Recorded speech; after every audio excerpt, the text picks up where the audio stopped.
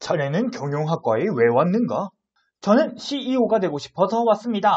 라고 한다면 면접관님들께서 과연 좋아할까요? 우리나라에 많은 경영학과 준비생들이 있는데 과연 면접관님들은 어떤 학생을 조금 더 선호할까요?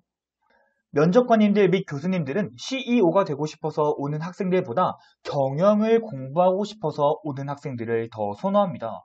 아니, 말 그대로 CEO가 되고 싶으면 어머니한테 돈 달라 그래서 떡볶이집 차리지 왜 경영학과에 왔을까요? 라는 궁금증도 가질 수 있겠죠? 그래서 오늘은 경영학과에 대해서 말씀드려보도록 하겠습니다. 그래서 말인데 1탄에서 가장 먼저 달린 댓글 중 한 분이 경영학과를 꿈꾸고 있다고 해요. 그래서 오늘은 경영학과는 어떻게 준비하는지에 대해서 알아보도록 하겠습니다. 그러면 경영학과에서는 뭘 중요하게 생각하고 어떤 점들을 가장 중요시하게 여길까요? 라는 질문에서 본다면 여기 나와 있는 것처럼 서울대학교와 고려대학교 경영학과 커리큘럼들을 한번 열어보았습니다. 그 중에서 공통적으로 알 수 있었던 점은 통계와 회계를 잘하는 친구를 많이 좋아한다고 하는데요. 이 통계와 회계에 대해서 지금 바로 보고서를 통해 알아보도록 할게요. 아니, 뉴스를 봤는데 서울시장 후보자 중에 한 명이 연애하면 돈 준다? 라는 후보자 공약을 내걸었습니다. 와, 연애하면 돈 준대. 무슨 이게 말 같지도 않은 소리야. 라고 하는 게 아니라 우리는 이런 사회적 이슈를 가지고 탐구해 볼 필요가 있겠습니다. 그래서 말인데, 연애를 하면 돈을 준다? 이 부분을 가지고 우리가 회계랑 통계에 대해서 이야기해 보도록 하겠습니다. 오늘의 주제, 연애가 시장 경제에 미치는 영향, 연애가 나라 경제를 어떻게 살릴까? 소비 패턴에 대해서 한번 분석해 보자고요. 일단 통계청 자료를 확인해 볼 수도 있을 겁니다. 네이버에다가 통계청이라고 치고 국가 통계에 대한 이야기들을 한번 알아보는 거죠. 이 통계 자료를 통해서 20, 30대의 소비 패턴과 30대, 40대의 소비 패턴을 한번 알아보는 겁니다. 막연하게 우리의 머릿속에 있는 게 아니라 실제 정량화된 데이터를 통해서 분석을 해보는 거죠. 소비 패턴을 분석해 보면 음식이 가장 높게 평가가 되는데요. 맛있는 거 많이 먹으러 다니는 연애 활동, 연애 가치관을 가진 학생들과 20, 30대, 40대가 많기 때문이라고도 말씀드릴 수 있을 것 같아요. 두 번째는 숙박입니다. 그 다음 식료품인데요. 집에서 코로나19로 인해서 우리가 만들어 먹을 수 있는 활동을 많이 하기 때문에 식료품도 많이 들어갈 것 같습니다. 그리고 교통입니다. 오빠가 성남 살고 나는 고양시 살고 이러면은 뭘 타고 가나요? 보통 지하철을 타고 가거나 버스를 이용할 수 있겠죠? 이렇게 소비가 많이 된다고 하니까 내수시장 경제 활성화를 시킬 수도 있겠네요.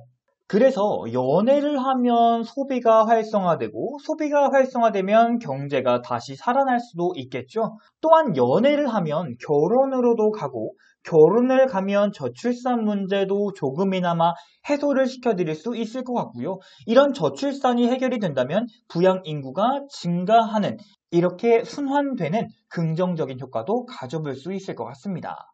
또한 한국의 통계청만 찾아볼 것이 아니라 남들과 다른 생기부, 경쟁자들보다 차별화된 생기부 한 줄을 위해서는 이렇게 미국 통계청 자료도 확인해 보는 것도 좋은 방법 같습니다. 미국 통계청 자료를 확인하면서 한국 통계청과 비교를 하고 분석을 하는 친구, 과연 입학사정관님들이 어떻게 평가를 할까요? 자, 이제 이렇게 자료를 찾아봤으면 이것을 토대로 보고서를 한번 만들어 보자고요. 첫 번째 동기입니다. 동기는 서울시장 출마 공약한 후보자가 연애를 하면 돈을 준대요. 그리고 비판적 사고가 나와야겠죠.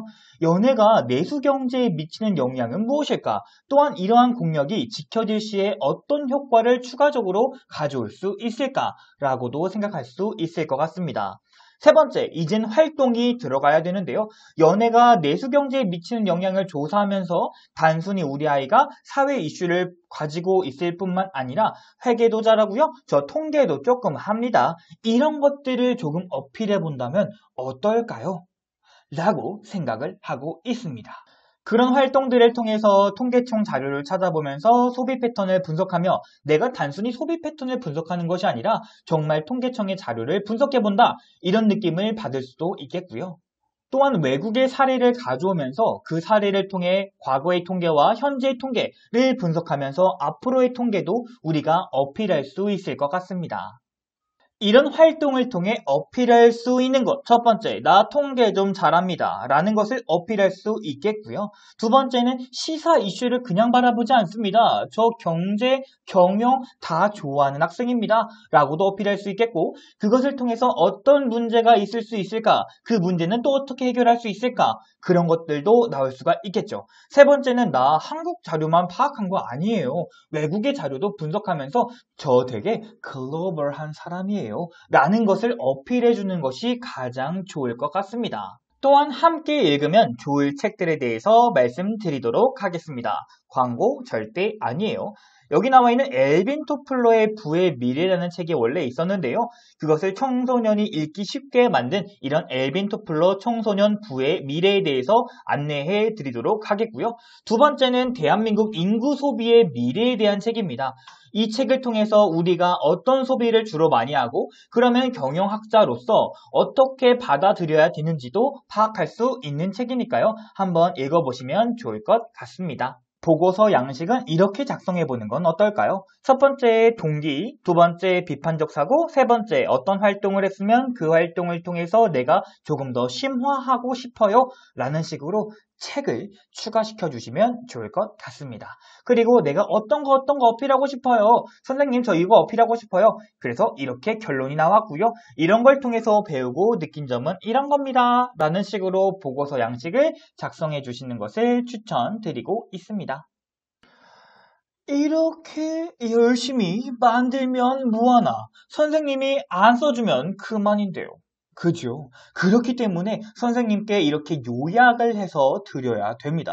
동기는 뭐고요? 비판적 사고는 뭐고요? 제가 이런 활동을 했는데 이런 활동을 조금 심화시키려고요. 이런 책 읽었어요. 라는 것까지. 그리고 내가 이런 능력을 통해서 어필할 수 있습니다. 그리고 결론 이거고요. 배운 점 및 느낀 점은 이겁니다.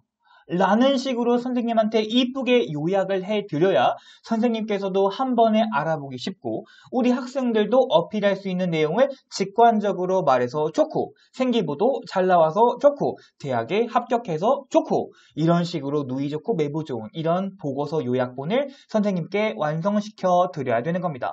이런 식으로 만든다면 400자에서 450자 정도가 될 테니까요. 자율활동이나 진로활동, 세특활동 어디에도 상관없어요. 수학 세특으로 들어가도 충분히 좋겠죠. 혹은 내가 진로를 위해 노력한 활동이니까 진로 시간에 넣어도 괜찮고요. 그런데 경영학과를 준비하는 친구들 같은 경우에 내가 이런 활동해서 이거 어필하고 싶어요. 저 그래서 창업하고 싶어요 라는 말보다는 이런 활동을 해보니까 내가 배울 점들이 참 많더라고요. 그래서 대학교에 가서 경영이 뭔지 더 알아보고 싶어요. 이런 식으로 어필해 주신다면 너무너무 좋은 생활기록부를 만들어 줄 수 있을 겁니다. 누군가는 후보자의 공약을 보면서 아유 그게 될 것 같아? 무슨 연애 20만 원이야. 그럼 난 바람둥이가 될 거야. 이렇게 할 수도 있겠지만 경영학과를 꿈꾸는 학생들이라면 세상을 바라보는 눈은 조금은 달라야 된다라고 생각합니다. 그래서 말인데 경영학과 2편 끝! 오늘 방송을 보시면서 나 이 방송 좋은데 한번 이 학과도 해주시면 안 돼요? 이런 것들이 있다면 밑에 댓글을 달아주세요. 댓글을 보면서 제가 요번엔 이 활동 해볼까? 요번에는 이런 학과 해볼까? 라고 생각을 해볼 테니까요. 안녕!